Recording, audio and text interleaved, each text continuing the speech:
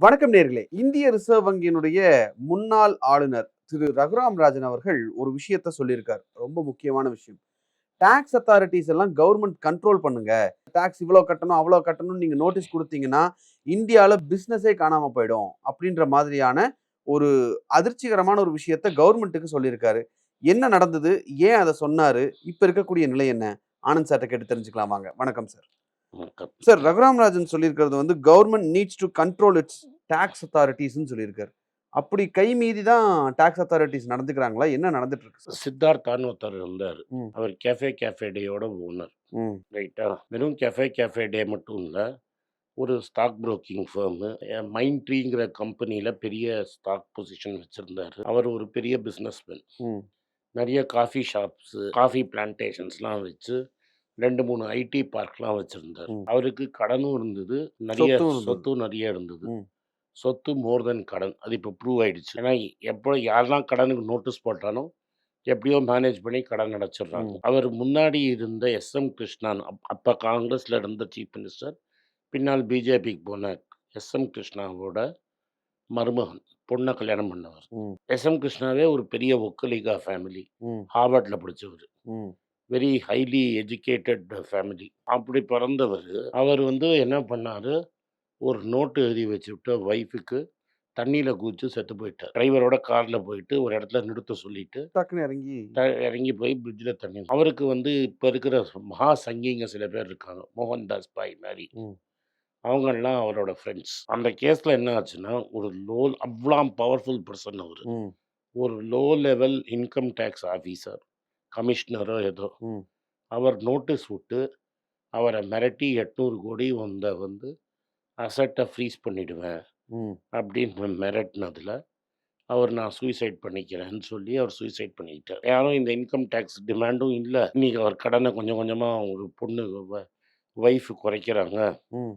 Company going கன்சர்னா இருக்கு. அப்போ இந்த இன்கம் டேக்ஸ் ஆஃபீஸர இந்த அரசாங்கம் என்ன பண்ணும்? யார் பொறுப்பு எடுத்துக்கிறது? இது ஹி இஸ் நாட் அ சாதாரண businessman. Correct. Cafe coffee day எல்லாருக்குமே தெரிஞ்சது தானே சார்? ரைட். ஜிவிகேன்னு ஒரு பெரிய பிசினஸ்மேன் இருக்கார். தாஜ் ஜிவிகேங்கிற கம்பெனியோட ஓனர். ம், அவர் பெரிய இது பவர் கம்பெனி எல்லாம் வச்சிருக்கிறார். ம், அவர் வந்து மும்பை ஏர்போர்ட்டை ஜெயிச்சிட்டாரு ஆக்ஷன்ல. ம், மும்பை ஏர்போர்ட்டை நடத்திட்டு இருக்கிறார். ம், இந்த அரசாங்கத்துக்கு நெருக்கமா இருக்கிறவங்க அந்த ஏர்போர்ட்டை விலைக்கு கேட்குறாங்க. இவர் கொடுக்க மாட்டேங்கிறாரு. ம். உடனே ஒரு சிபிஐ ரெய்டு வருது. உடனே அவர் விலைக்கு வித்துடுறாரு. சிபிஐ கேஸை பற்றி அன்னிலேருந்து பேச்சே இல்லை. அத பத்தியும் ரகுராம் ராஜன் வந்து சொல்லியிருக்காரு. இங்க ஒரு லெவல் பிளேயிங் ஃபீல்டு வேணும். தன்னிச்சையா உடனே இந்தியால இருக்கக்கூடிய நேஷனல் சாம்பியன்ஸ்க்காக நீங்க தன்னிச்சையா ரூல்ஸ் போடாதீங்க. இங்க இது ஒரு லெவல் மாதிரி பிளேயிங் ஃபீல்ட கொண்டு வாங்க. சாம்சங் மேலே இப்போ ஒரு கேஸ் வந்தது. ம், ம், சாம்சங் மேலே ஒரு கேஸ் போட்டாங்க. ரிலையன்ஸுக்கு நீங்கள் அலோவ் பண்ணீங்கன்னு அவன் சட்டத்தை எடுத்து காமிச்சிட்டான். ம், ம், ம், இப்போ அந்த கேஸ் அப்படியே தொங்கிட்டு இருக்கு. ஸோ அவன் என்ன சொல்கிறான்னா சாம்சங், ரிலையன்ஸுக்கு ஒரு சட்டம், எனக்கு ஒரு சட்டமான்னு. ம், ம், பிஎஸ்என்எல் டவர்ஸை இவங்க யூஸ் பண்ணியிருக்காங்க. யார்? ரிலையன்ஸ். ம், சிஏஜி ரிப்போர்ட்டில் என்ன சொல்லியிருக்காங்க பிஎஸ்என்எல், ஒரு 10,000 கோடி பில்லை போட மறந்துட்டோன்னு.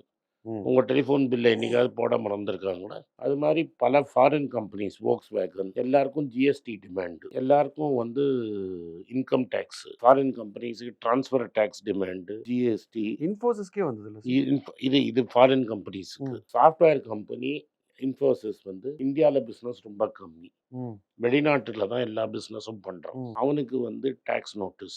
ம், பெரிய பெரிய கம்பெனிக்கு டேக்ஸ் நோட்டீஸ். முன்னெல்லாம் நீங்கள் சொல்லிடலாம் இது ஸ்டேட் கவர்மெண்ட் பண்ணுறது, எங்களுக்கும் இதுக்கும் சம்மந்தம் இல்லைன்னு. ம், ம். ஆனால் இப்போ ஜிஎஸ்டிங்கிறது சென்ட்ரல். ஆமா. ம், ஒரு ஜிஎஸ்டி கவுன்சில் இருக்குது. அப்போ சென்ட்ரலுக்கும் பொறுப்பு இருக்குது. எப்படி இந்த நோட்டீஸ்லாம் வருது? சும்மா ஒரு நோட்டீஸ் கொடுத்துட வேண்டியது. அந்த நோட்டீஸ்க்கு அகேன்ஸ்டாக நான் வந்து மூவ் பண்ணணுன்னாலே ம், 25% நான் பணத்தை கட்டணும் கோர்ட்டில். இன்கம் டேக்ஸ் காரங்களை நீங்கள் கேட்டிங்கன்னா அவங்க என்ன சொல்கிறாங்க, எங்களுக்கு டார்கெட்ஸ்லாம் அன்ரியலிஸ்டிக்காக வைக்கிறாங்க, ம், ஸ்டிஃபாக வைக்கிறாங்க, எங்களுக்கு வந்து ரொம்ப ப்ரெஷர், ம். நாங்கள் இப்படி பண்ணால் தான் எங்களால் டார்கெட் மீட் பண்ண முடியும்னு. இன்கம் டாக்ஸ் கலெக்ட் பண்றதுக்கு டார்கெட்டா சார்? டார்கெட் உண்டுப்பா, பட்ஜெட்டில் டார்கெட் உண்டுப்பா. நீங்கள் பட்ஜெட் ஒழுங்காக படிக்கலைன்னா அது உன் முட்டாள்தனம். எவ்வளோ டேக்ஸ் கலெக்ட் பண்ணுவீங்க அந்த டேக்ஸுக்கு தான் நீங்கள் செலவு. அதான் தான் சொல்கிறேன். நீங்கள்லாம் என்ன நினைக்கிறீங்க, அரசாங்கம் தான் எல்லாம் ஃப்ரீயாக வரும், ம், இஷ்டத்துக்கு நோட் அடிக்கிறான்? அப்படி கிடையாது. ம், என் வரவு எவ்வளோ, என் செலவு இவ்வளோன்னு சொல்லணும். ம், வரவில் இன்கம் டேக்ஸும் ஜிஎஸ்டி, கஸ்டம்ஸு இது மாதிரி நிறைய இருக்குது. ம், செலவு இருக்குது. வரவை வந்து கலெக்ட் பண்ணுறதுக்கு இன்கம் டேக்ஸுக்கு ப்ரெஷர் இருக்குது. ம். Central board of direct taxes இருக்குது, இன்டைரக்ட் டேக்ஸஸ் இருக்குது. இவங்கெல்லாம் டார்கெட் வச்சு ஊர் ஊராக துரத்துவாங்க. ஸோ அதனால தான் இன்கம் டாக்ஸ் ரெய்டு இவ்வளோ நடக்குது. அவனுக்கு ப்ரெஷர் இருக்குது. ம். இன்னும் அவன் இந்த ப்ரெஷர்னால நடக்குது. இந்த லோ லெவல் ம். ம். இந்த சின்ன சின்ன பிஸ்னஸ் மேனுக்கு கிடைக்கிறது, இதெல்லாம் இந்த ப்ரெஷரு. ம். இன்ஃபோசிஸ்க்கு நோட்டீஸ் அனுப்புறது, இதெல்லாம் இவங்க பண்ணுற வேலை, கமிஷனர் லெவலில் பண்ணுற வேலை. சிலது வந்து அரசாங்கம் வந்து ஆளும் கட்சிக்கு அகேன்ஸ்டாக இருக்கிறவங்களுக்கு தனியாக நோட்டீஸ் கொடுத்து மிரட்டுறது தனி ரகம். அதுக்கப்புறம் நான் சாம்சங்னா டேக்ஸ் கலெக்ட் பண்ணு, ரிலையன்ஸ்னா விட்டுடு. இப்போ ரிலையன்ஸை வெளியில் விட்டேன்னா அது ஒரு சட்டம். ம். ம். இப்போ அதே சட்டம் தானே சாம்சங்க்கும். அந்த லெவல் பிளேயிங் ஃபீல்டு இருந்தால் தான் உள்ளே வரும். அதையும் சொல்லியிருக்காரு. டொமஸ்டிக்கும் இன்ஸ்டிடியூஷன்ஸ் ஐ மீன் இன்வெஸ்டர்ஸ்க்கும் ஃபாரின் இன்வெஸ்டர்ஸையும் ஒரே மாதிரி பாருங்க. அது மாதிரி ட்ரீட் பண்ணல. அது கிளியராக தெரிஞ்சிருச்சு. ஸோ இவங்களுக்கு தனி டேக்ஸ் ரூல்ஸு, அவங்களுக்கு தனி டேக்ஸ் ரூல்ஸ். அரவிந்த் சுப்ரமணியம்னு ஒரு பெரிய எக்கனாமிஸ்ட் இருக்காரு. அவர் வந்து அருண் ஜேட்லியோட அட்வைசர். ம். அவர் வந்து ஜோஷ் ஃபெல்ஸ்மன் அப்படிங்கிறவரோட சேர்ந்து ஒரு பேப்பரை எழுதியிருக்காரு. அந்த பேப்பர்லேயே தான் நேஷனல் சாம்பியன்ஸ் ம். ம். அப்படின்னு கொண்டு வராங்க. இவங்களுக்கு தான் எல்லா சலுகையும் கொடுப்பாங்க. இவரும் அதே வேர்டு தான் சொல்றாரு. Arbitrary rules favouring national champions. அதாவது என்ன பண்ணுவாங்க, இப்போ வந்து எக்ஸ்போர்ட் குவாலிட்டி ஆர்டர், இப்போ நம்ம ஈரோட்டில் ஒருத்தரை பார்த்தோம். ம். நீங்கள் இம்போர்ட் பண்ணிக்கலாம், ஆனால் அந்த குவாலிட்டியை செக்குன்னு போட்டு அதை நீங்கள் சைனாலேருந்து இம்போர்ட்டே பண்ண முடியாது. ம். அப்போ இந்த சின்ன பிஸ்னஸ்மேன் வந்து இந்த பெரிய பாளையத்தில் இருக்கிற ஸ்பின்னிங் மில் எல்லாமே நீங்கள் ஒரு பெரிய நேஷனல் சாம்பியன்ட்ட தான் ப்ராடக்டை வாங்க முடியும். ம். ம். ம். அவர் A1 A2 இல்லாமல் A3ன்னு வச்சுக்கோங்க. ம். A310 தான் நீங்கள் வாங்கணும். இப்போ புதுசாக பெயிண்ட் எல்லாம் போட்டிருக்காரு, ம். அவர் சொல்கிற விலைக்கு தான் நீங்கள் வாங்கணும். ம். நீங்கள் சைனாவில் சீப்பாக இருக்குன்னு இம்போர்ட் பண்ண முடியாது. குவாலிட்டி ஆர்டர் வச்சு இது மாதிரி இம்போர்ட் ரெஸ்ட்ரிக்ஷன்ஸ் இருக்கும், டேக்ஸ் ரெஸ்ட்ரிக்ஷன்ஸ் இருக்கும். இது மாதிரி பண்ணி சில பெரிய பிளேயர்ஸை மட்டும் நீங்கள் ப்ரமோட் பண்ணுறீங்க. அதில் வந்து அரவிந்த் அண்ட் ஜார்ஜ் பெல்மன் க்ளீனாக சொல்லியிருக்காங்க. ம். ம். ம். அதை தான் இவர் சொல்கிறாரு.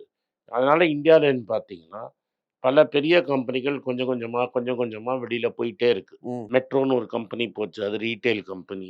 ஹார்லி டேவிட்சன் இந்தியா விட்டு போயிட்டு திரும்பி இன்னொரு கம்பெனி மூலமாக ஹீரோ வெறும் மூலமா. டைஅப்பில் தான் வந்தது.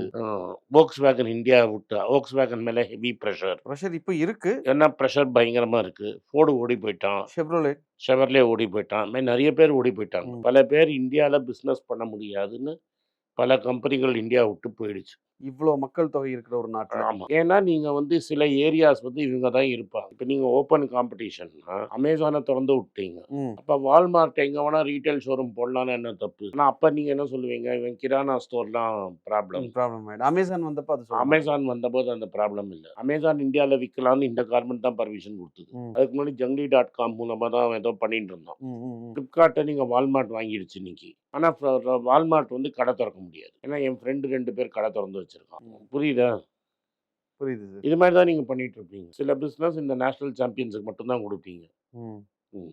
இல்லை அது அவரும் ஓப்பனாகவே கேட்குறாரு. இப்படி பண்ணிட்டு இருந்தா எப்படி நீங்கள் வந்து விக்ஷித் பாரத் பை 2027 ஆவீங்க? அதுக்கப்புறம் இல்லைங்க, ப்ரொடக்ஷன் லிங்க் இன்சென்டிவ் ஒன்று கொடுப்பாங்க. PLI. இந்த PLI எப்படின்னா அந்த PLIயே ப்ராப்ளம். ம். ஏன்னா நீங்கள் காம்பனன்ட்ஸ் இம்போர்ட் பண்ணி இங்கே வெறும் அசம்பிள் தான் பண்ணுறீங்க. ம். ம். ரைட்டா? டாட்டா தான் மொத்தம் என்ன பண்ணின்னு இருக்கிறான், என்டையர் செயினுக்கு போயிட்டான். ஒன்னொன்றுத்துக்கும் ஒன்று டைஅப் பண்ணி செயினுக்கு போய் is working towards a chain. ம். ம். மற்ற எல்லாமே நீங்கள் அசம்பிளிங்க்கு தான் கொடுக்குறீங்க. டாட்டா வந்து சிப்பு ரெடி பண்ணுறான், இப்போ வந்து அசம்பிள் பண்ணிட்டு இருக்கான், தனியாக பேக் பவர் எடுக்கிறான், ரிப்பேருக்கு போயிட்டான், சாஃப்ட்வேர் சிப்பு டிசைன் பண்ணுறான். Is trying to become a Foxconn ம். And another software company which அவங்க டிசைனும் பண்ணுறான். அந்த எக்ஸப்ஷனை விட்டுட்டு ம். மற்ற எல்லாமே நீங்கள் வந்து மினிமம் 500 கோடி 600 கோடி. ஸோ அப்போ நீங்கள் ஸ்மால் பிஸ்னஸ் பண்ணுறவன நீங்கள் கம்ப்ளீட்டாக ஒழிச்சிட்டீங்க. ஆனால் ஜாப் எம்ப்ளாய்மெண்ட்டுங்கிறது இந்த ஸ்மால் பிஸ்னஸ் தான் கொடுக்கும். நீங்கள் விக்சித் பாரத் ஆனோம்னா ம். எல்லாருக்கும் நீங்கள் வந்து 2004 to 2012 ம். அந்த 8 வருஷத்தில் எல்லாருக்கும் வேலை கிடச்சிதுன்னா, ம். ஏன்னா எக்கானமி வாஸ் க்ரோயிங் அட் 9%. இன்னைக்கு எக்கானமி சப்போசிட்லி க்ரோயிங் அட் 6.5. ம்.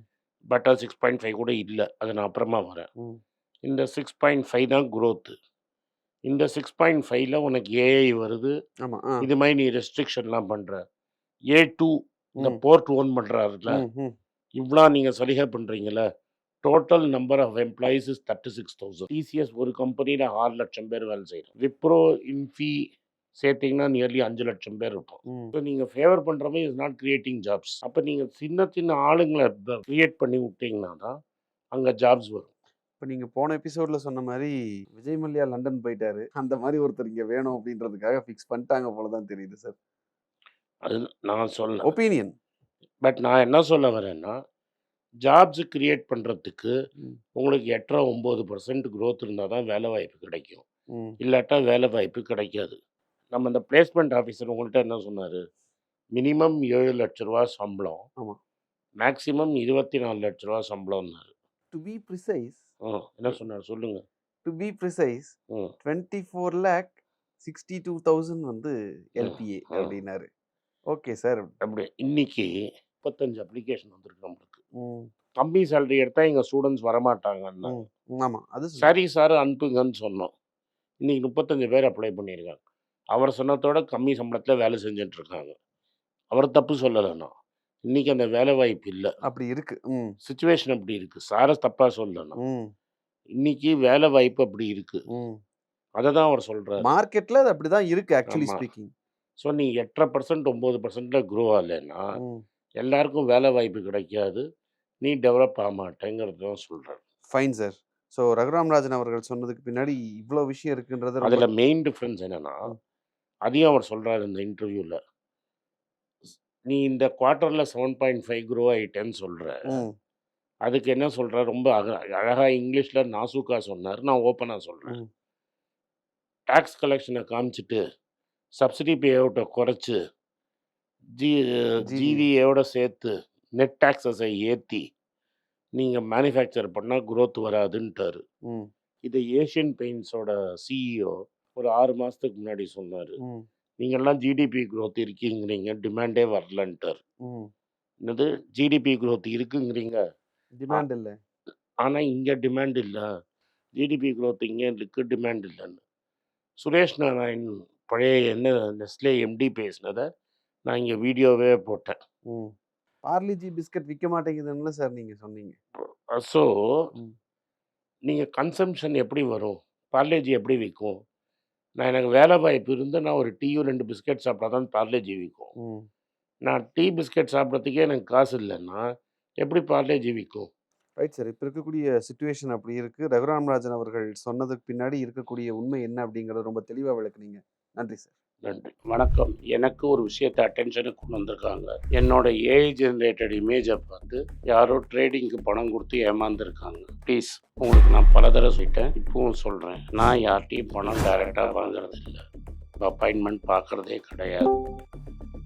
அதனால் என்னை பார்க்கலான்னு யாராவது காசு கேட்டாங்கன்னா இல்லைன்னு சொல்லிவிடுங்க. அடுத்தது ஒரு இமெயில் ஐடி இருக்குது, அதில் போட்டால் எங்கள் டீம் கான்டாக்ட் பண்ணுவாங்க. அது டைம் ஆகுதுன்னா வினோதோட இன்ஸ்டாகிராம் அக்கௌண்ட்டில் வினோத்திட்ட மெசேஜ் பண்ணுங்க. அவன் என் தம்பி, அதுலேயும் அவன் காசு கேட்க மாட்டான். காசு கேட்குறாங்கன்னா ஏமாறுறீங்க. யார் என்ன சொன்னாலும் கம்பெனிக்கு செபி அல்லது ஐஆர்டிஏ அல்லது ஆர்பிஐ ரெஜிஸ்ட்ரேஷன் இருக்கணும். இந்த 3 ரெஜிஸ்ட்ரேஷனில் ஏதாவது இருந்தால் தான் உங்களோட பணத்தை நீங்கள் கொடுக்கணும். நீங்கள் இன்கேஸ் ஆஃப் இன்சூரன்ஸ் டைரெக்டாக இன்சூரன்ஸ் கம்பெனிக்கு தான் கொடுக்கணும். இன்கேஸ் ஆஃப் ட்ரேடிங் நீங்களே புரோக்கர்கிட்ட போட்டு ட்ரேட் பண்ணணும். மியூச்சுவல் ஃபண்டும் கம்பெனிக்கு தான் கொடுக்கணும். த்ரூ எக்ஸ்சேஞ்சு நீங்கள் வாங்கிக்கலாம். இதெல்லாம் எதுக்கு நான் உங்களுக்கு சொல்கிறேன்னா, யாரையாவது சொல்கிறாங்கன்னு நம்பி ஏமாறாதீங்க. உங்களுக்காக நான் ட்ரேட் பண்ண முடியாது, அது இல்லீகல். நான் ட்ரேடும் பண்ணுறது கிடையாது. அதனால் ட்ரேடிங் ப்ராஃபிட் பண்ணி தரேன்னு சொல்கிறது ஏமாத்தல். எனக்கு ட்ரேடிங் பண்ண தெரியாது. என் பேரை சொல்லி ட்ரேட் பண்ணி உங்களுக்கு ப்ராஃபிட் ஷேரிங்னா ஃப்ராடு, ஏமாற்றம். நான் யார்கிட்டையும் காசு கேட்கல, கேட்கவும் மாட்டேன்.